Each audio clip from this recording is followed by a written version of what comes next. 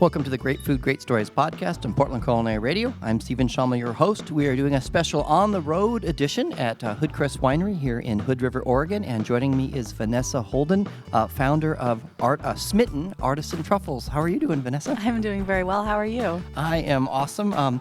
It's so cool that we're here at a winery. This is the second time that you've done a partnership, an event with them, and done some really cool things we'll get to in a second. But just because I'm always curious, where people come from. I know Portland's home now, but where were you born?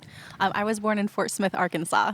And, wow. I don't admit that very often. Okay, well, we won't hold it against you. Thank you very much. Although I do have friends that love the Razorbacks, so excellent. You may not know who they are. Totally lost on me. I lived in California for most of my life, so. Okay, and so where did you grow up? I grew up in the Napa Valley mostly. I also lived in Modesto for a while too. So. Ken, who's part of the podcast, I spent some time down in that area as well. Indeed, the Ken and I talked about this. Quite funny. I'm glad you guys world. both escaped. I think when parole ended, you were able to both leave. Right, correct. Because no one lives there on purpose. No, I'm just kidding. I love Modesto. Raisins are awesome. Yeah, go raisins. Okay, and so what year did you come to Portland? 2003. And what did you think when you got here? That it was cold and that I would not be retiring my flip-flops anytime soon. Did you eventually give them up? Yes, I have several pairs of boots now. I had to cave, man. I had to cave. Now, do you do the flip-flops and socks thing? God, no. Okay, all right, good. Give me some credit, man. Okay, and when did you start your company, Smitten Artisan Truffles? I formally started my company in 2012. I launched at the World Forestry Chocolate Festival in January. Okay, and where did the name Smitten come from? Actually, it was kind of a fluke thing. I was looking for inspiration through synonyms on a Word document, and it just caught my eye. I wanted to express, how beautiful and how passionate chocolate can be, and what an incredible thing it is for so many people around the world. And when I, saw Smitten, it just caught my eye, and I just was really interested in pursuing that, and eventually I decided that was it for me, and I was just going to be smitten with chocolate. I love it. I love the name. I think it's fantastic. Thank you. Okay, so you call it Smitten Artisan Truffles. Now, the thing I love about the Portland chocolate community, a lot of great, amazing chocolatiers that all do something a little bit different, and I'm just a fan. I may be ignorant, but I've never had anyone in Portland that does chocolate the way you do it.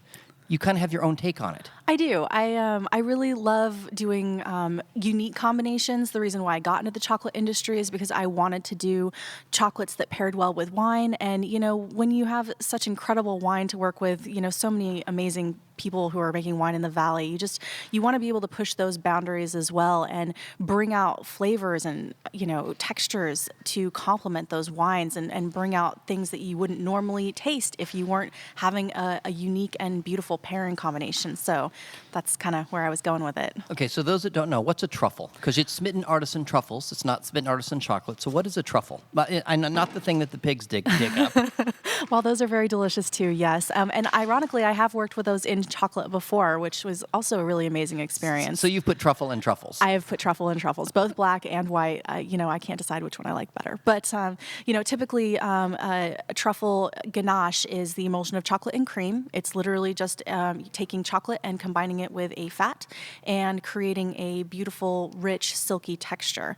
And so from there, people can do all kinds of different things with it. But the reason why, truffles originated, from the black version is because originally they were taking ganache and throwing little pieces of it into unsweetened cocoa powder, and they looked like misshapen, ugly little black truffles. And so we've obviously come a little far along from there, but it's still the same principle. Excellent. That sounds really, really good. I'm like the idea of what the truffles come from, but yours are a little bit different. Yours are molded? They are molded. So you have a lot of options when you're dealing with chocolate. You can enrobe it, you can hand roll, you can do all of these different things, but the reason why I chose to do molded chocolate specifically is because I had a finite boundary of what I can do, and I wanted to be able to do layers and be able to create different flavors within this chocolate shell. And when you're doing chocolate in other ways, you just don't have that freedom to be able to hand pipe in layers of, say, caramel, or maybe a handmade jam or jelly to, complement a layer of ganache. So that's one of the reasons why I really enjoy doing molded chocolates, is because I feel like it gives me more control over the process, and also can bring out really unique, separate flavors in the same chocolate. Okay, I like that very much.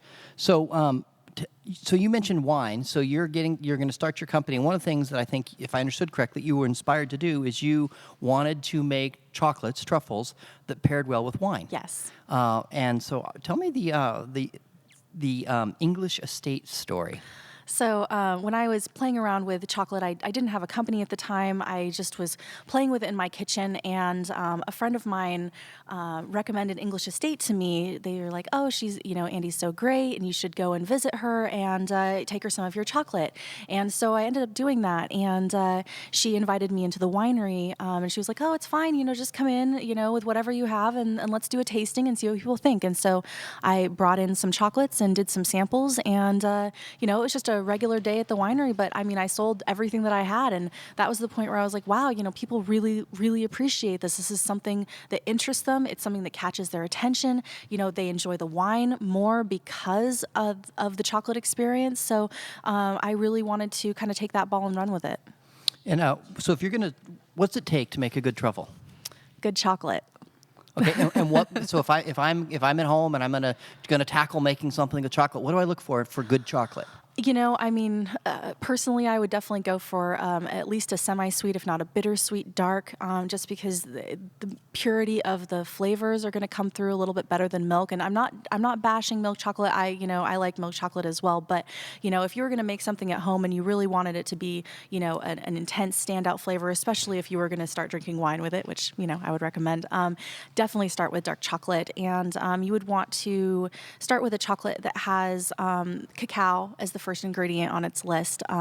If you are working with a chocolate that its first ingredient is sugar, it's going to be overly sweet. It's going to be, inferior quality to something that, is starting with the cacao and then going from cacao to sugar to cocoa butter, and then maybe a little bit of soy lecithin as an emulsifier and some vanilla. That's it.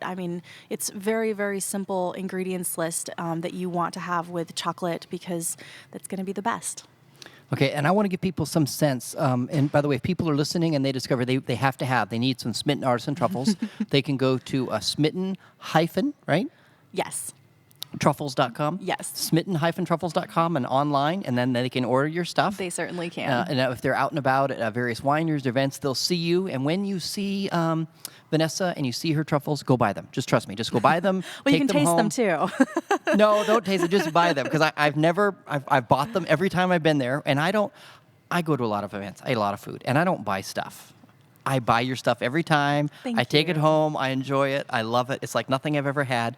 Okay, so the first time I met you, we were at Durant Vineyards at Red Ridge Farms. Yep.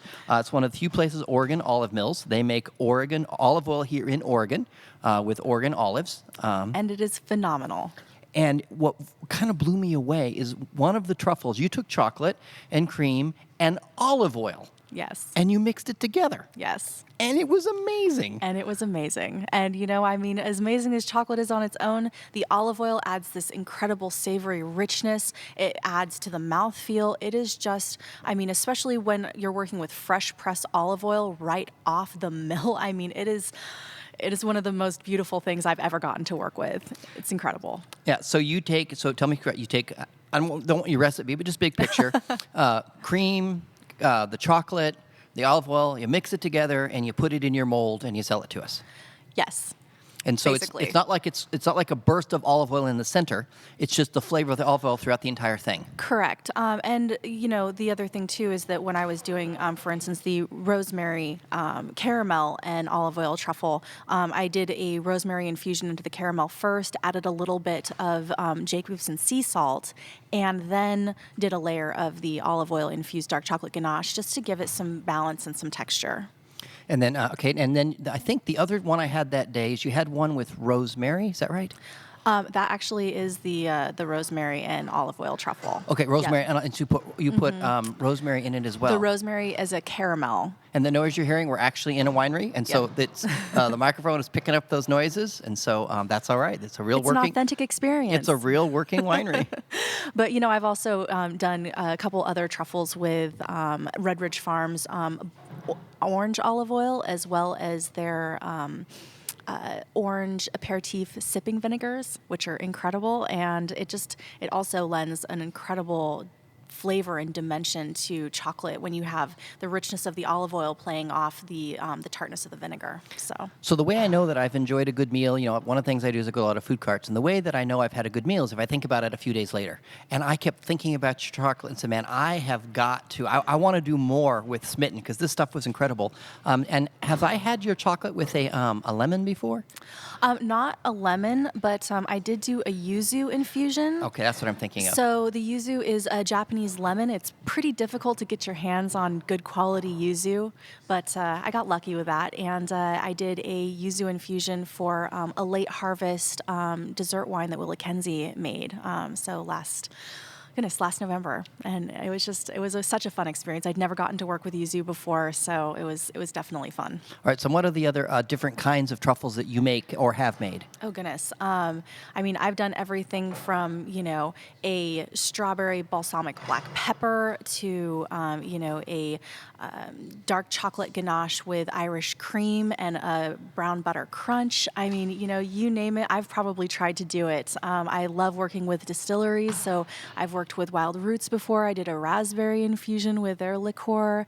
I love Wild Roots. Right, just beautiful stuff. And it's not often that you have a liqueur that has such incredible fruit flavor. I didn't add anything to it. It just, in its pure form, it was perfect with the chocolate and beautiful with wine, as you can imagine. So just lots of different fun things. I love playing with local stuff. Oh my goodness, I did a white oak smoked honey caramel. Be Local's white oak smoked honey. Oh, Damien is the best. Yeah, that stuff. I actually did an event with him at Williams-Sonoma, and that's where I met him. And he gave me samples of his stuff, and I was just like, "This is it. I have to do this." So I did that for a while for a little seasonal run, and I'll definitely work with our honeys again. They really are phenomenal. Okay, so I just bit into this delightful thing. Tell me what is this amazing thing that I'm enjoying? It is a brown butter caramel with a little bit of vanilla bean fleur de sel, and then finished with a dark chocolate ganache, also infused with a little bit of brown butter and vanilla. And so this one does have like a chocolate coating and then stuff inside. Yes, so it's just a molded chocolate shell, and then I layer in the sea salt first, and then the caramel, and then I finish it off with the dark chocolate ganache, just so you have those layers, and you end with a little bit of that sea salt finish. Oh man, it's incredible. And then you do a bourbon and sea salt. I do. The bourbon I started doing in winter of 2012, and it was so popular that I've never stopped making it. Everything else on my lineup has come and gone as, the season and my whim and whoever I meet that has amazing products that I want to use. But the bourbon definitely has been a mainstay, shall we say, because people really enjoy it with the smokiness of the sea salt with, Pinot Noir. So... Now, we were lucky enough to have you to Artisan Full, a culmination. We did the Portland Beer and Chocolate Festival. Yes. And you made a beer chocolate truffle. I did. You took a chocolate porter and you made a truffle with it. Had you worked with beer before? I had, actually. I did a couple different things. One of them being I did a Guinness-infused dark chocolate little mini truffles for St. Patty's Day for a couple different restaurants. They served them with Irish coffee, and they sold out of them in 2 hours. So it was definitely a thumbs up on the Guinness-infused truffles. And I did do, I also have done actually cider infusions as well. So I'm not a stranger to the other side. So what, have any local Portland cideries have you worked with? I've worked with Finnriver, actually. Their stuff is really, really beautiful, and I've enjoyed playing with some of their liqueurs and also a couple of their ciders too. I love Finnriver. I love Jana. Jana's adorable. Finnriver's a chapter of my second book, Portland Beer Stories. They're Lovely. out in Port Townsend. Funny you should mention that because Port Townsend is where Tess, who we had just had an episode of Great Food, Great Right. Stories with her. She spent a lot of years in Port Townsend. Very cool. So do you remember which one of their Finnriver ciders you worked with?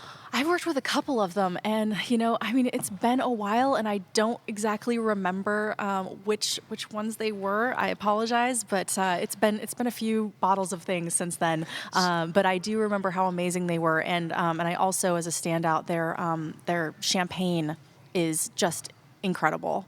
And I really loved that. I wouldn't pair chocolate with it per se, but it is an incredible thing. So, yeah, their stuff is great. So they make a cacao. Yes, liqueur worked with that. is amazing. And then Fort George, I'm trying to look it up. They make an amazing stout that is really, really good. And I like to mix those two together. Oh, interesting. For a really good cocktail. And maybe you could come up with I like that. something. Their Cavatica stout. So you take the cacao and the Cavatica stout, you mix them together, it works. Maybe we could take that combination. And infuse it in chocolate? Yeah, because they do a dinner, a cider beer love dinner every year. Jana and then her husband who works for Fort George. Right. And maybe you could take those two things and make something for that dinner. That would be amazing. And the other beer that I would love to have you do something with, Dragon's Gate makes a chocolate stout. Okay. Dragon's Gate is out in the middle of nowhere, Oregon, Milton Freewater. Okay. And that would be phenomenal. Wow. Sounds like a fun challenge to me.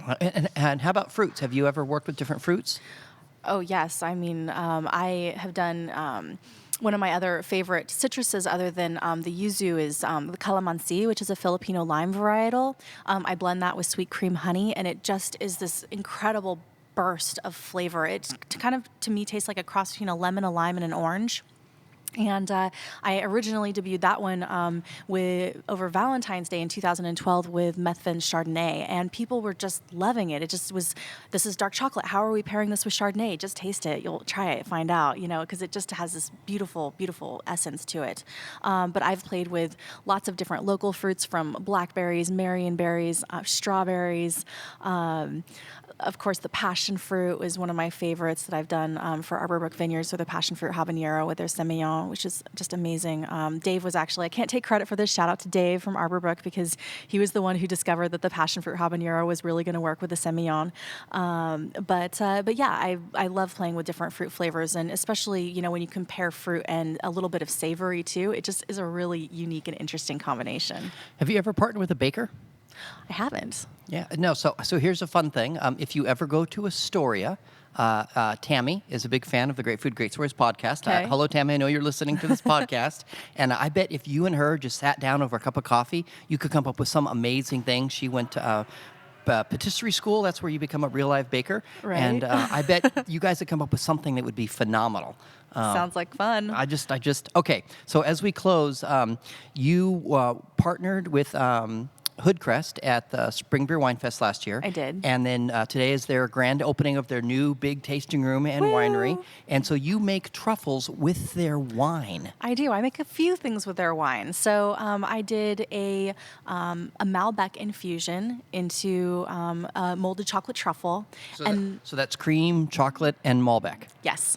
And what is the one I'm eating here? That is the Grenache ganache, which is basically just the truffle part of it without the shell. And I wanted to put that in jars for her because people sometimes will want to do different things, serve it with fruit, maybe spread it on like a shortbread or a biscuit. There's a lot of things you can do with just a ganache that you can't necessarily do with a truffle. A truffle's very like, you were going to eat this. Ganache, you can even serve it with ice cream if you wanted to. It's one of those things that, is very multi-purpose. No, what I want is a glass of their Cabernet Sauvignon and the Grenache and a spoon. And a spoon. Yeah. You could do that too.